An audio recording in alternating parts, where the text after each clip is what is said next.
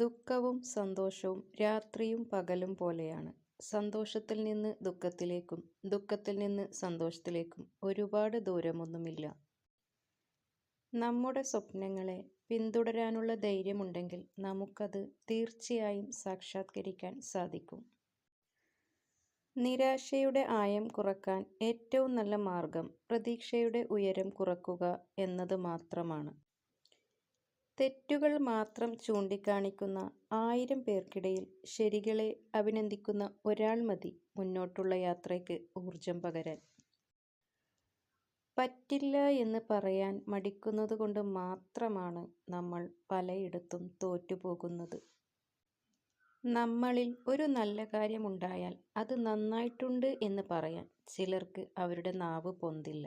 എന്നാലോ നമ്മുടെ കുറ്റങ്ങൾ എണ്ണിപ്പറയാനാണെങ്കിലോ 1000 നാവ് ഉണ്ടാവുകയും ചെയ്യും. മുള്ള് ഉണ്ടായിട്ടും തൊട്ടാവാടി എപ്പോഴും തോറ്റു തരുന്നത് ജയിക്കാൻ അറിയാഞ്ഞിട്ടല്ല, മറിച്ച് സ്നേഹിക്കുന്നവർ സന്തോഷിക്കട്ടെ എന്ന് കരുതിയിട്ടാണ്. പണ്ട് സ്കൂളിൽ പഠിക്കുമ്പോൾ ഓരോ പാഠങ്ങൾ കഴിയുമ്പോഴാണ് പരീക്ഷകൾ ഉണ്ടായിരുന്നത്. ഇന്ന് ജീവിതത്തിൽ ഓരോ പരീക്ഷകൾ കഴിയുമ്പോൾ മാത്രമാണ് ഒരു പാഠം പഠിക്കുന്നത്. ചിലരോടുള്ള വിശ്വാസം നഷ്ടപ്പെട്ടു കഴിഞ്ഞാൽ പിന്നെ അവർ എത്ര ആത്മാർത്ഥത കാണിച്ചാലും അവരെ മനസ്സിലാക്കാൻ മനസ്സ് സമ്മതിക്കില്ല.